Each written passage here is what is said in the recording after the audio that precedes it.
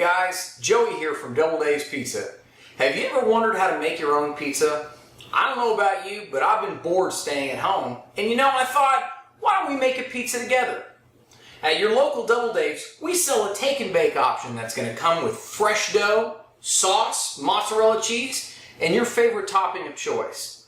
Watch this video and I'll show you how to make a pizza just like the pros do it. Stick around.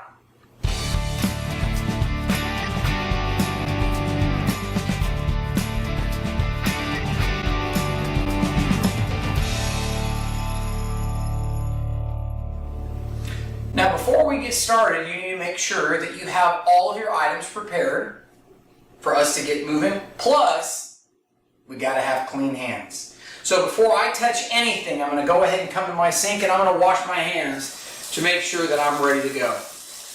I always use soap and hot water and I wash my hands at least 20 seconds in the sink, making sure that I get in between all of my fingers and under my fingernails.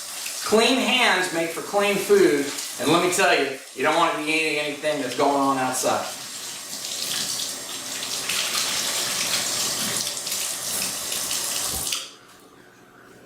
Use a disposable paper towel, and you're ready to go.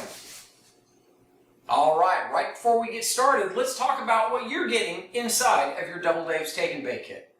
You're going to get one large original hand-tossed dough ball. Now this is made with our Red Dakota spring wheat, and we do make it twice a day to ensure freshness and the perfect lift.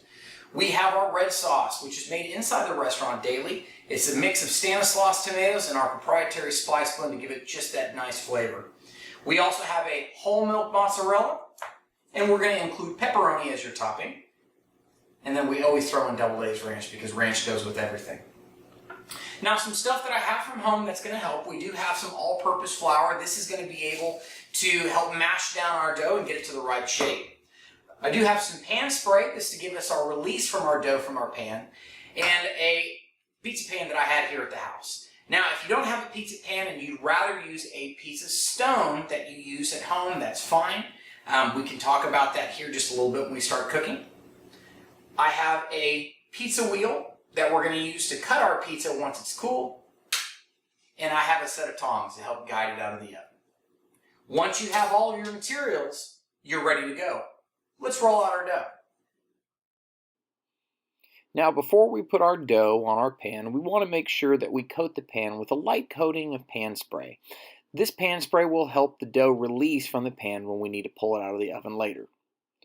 You're going to take your dough and unwrap it from the cellophane as gotten out of the box. And we're going to add flour. Now with the flour, we're going to press this dough out as flat and even as we can so we can put it on top of the pan. Put a healthy coating of flour on the table, and again this is just plain all-purpose flour. Dust the top of the dough and you can start squeezing it out. We start by squeezing the outside edges to make them as flat as possible, leaving the center thick. What you don't want is to have a very thin center, because then otherwise your pizza slice will just fall right through. We need to make sure that the dough is even all the way around, so start by working your outsides first. With your two hands, you want to press out and flatten the exterior of the dough. This takes practice, so don't get discouraged if it doesn't come easy. Again, the goal is to avoid thick spots in the dough while keeping it even all the way through. Use that flour to help knead and stretch that dough.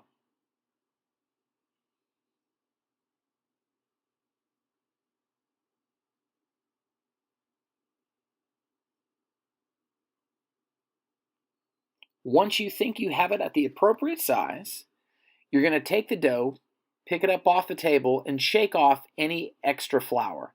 You can slap it, you can spank it, you can just shake it. You want to get that flour off of the dough. A little stretch, and you're ready to set it on the pan. Get your pan in front of you and lay your dough on top.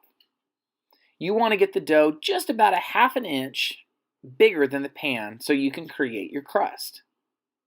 Once you have the dough just to the outside, you're ready to form a crust.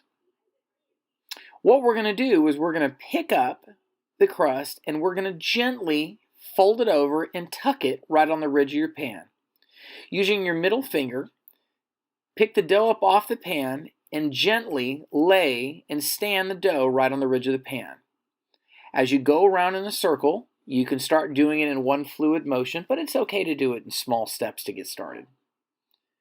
You want the dough to be even all the way on the outside of the pan, so if you stand over the top of the dough and look down, you don't see any pan. This keeps it nice, even, and bubble-free. Looks pretty good. Let's move on. Next, we're going to get our tomato sauce. Now, for a large pizza, we're going to start with just about 3 ounces of sauce, but you might add a little bit more or a little bit less depending on how much sauce you like on your pizza. Pour it in the center, and using a spoon, we're going to spread it all the way to where the dough begins to rise up the pan, right on the ridge. Use the back of the spoon and spread evenly, leaving nice, even trails across the dough, avoiding any heavy spots.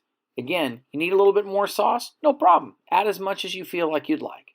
Light sauce, heavy sauce, there is no right answer. It's all in what you're looking for. Remember that the more sauce you put on the pizza, the softer it's going to be.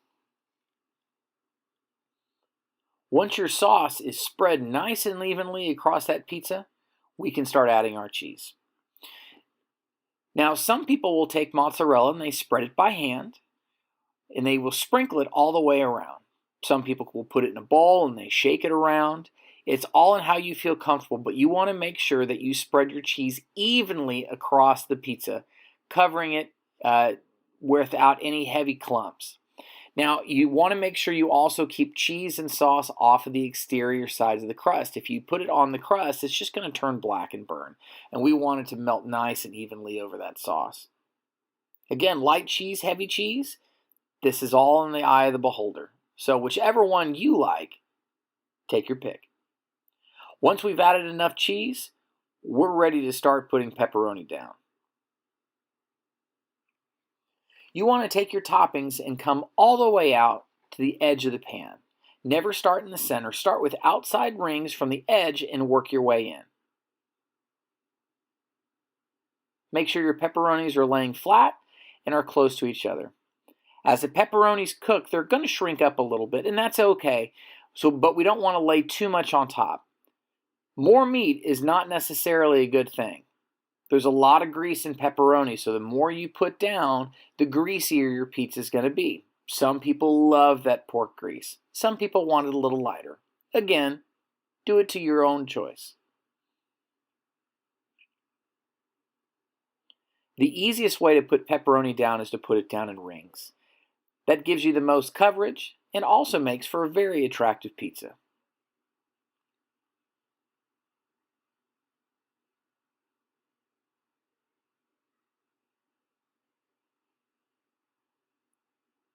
Once you start getting your pepperonis all the way towards the center, you want to leave the center open.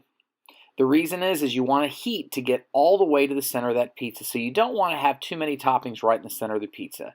Keep those rings going all the way to the center, and then once you hit it, leave a spot about the size of a quarter in the center of a pizza, and you could even get your finger and kind of move that sauce and cheese around just a little bit, allowing heat to penetrate all the way through. This is going to help you not get that soggy end of the crust. If you're done, throw it in the oven. Once you've made your pizza, you need to go ahead and get your oven ready. Now, at the restaurants, we're cooking at almost 500 degrees for 6 minutes. Here at a home oven, we recommend you go ahead and start at 450 degrees. Let your oven preheat all the way, and then give it an additional 5 minutes for your oven to properly heat up. Once your oven is heated at 450 and ready to go, you're going to stick it in the center of your oven to let it start cooking.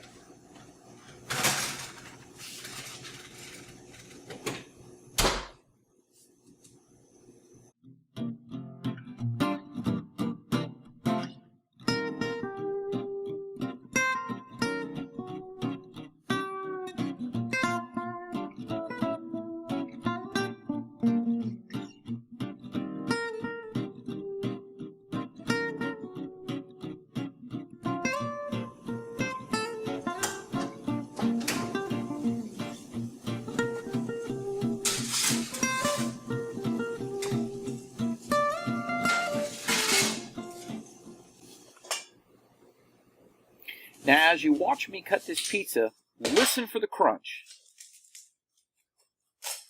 That crunch is there to tell you that the dough has been baked all the way through and that your pizza slice is ready to be eaten. Now, I like to cut mine into 4 cuts, yielding 8 slices. That gives me a nice big slice of pizza for myself or to share with friends. Doesn't this look good? I think it's time to eat. Once your pizza cools for just about 2 to 3 minutes after you cut it, it's ready to serve. Make sure to pair it with your Double Dave's ranch and a great Pepsi product, and you've got yourself lunch or dinner to go.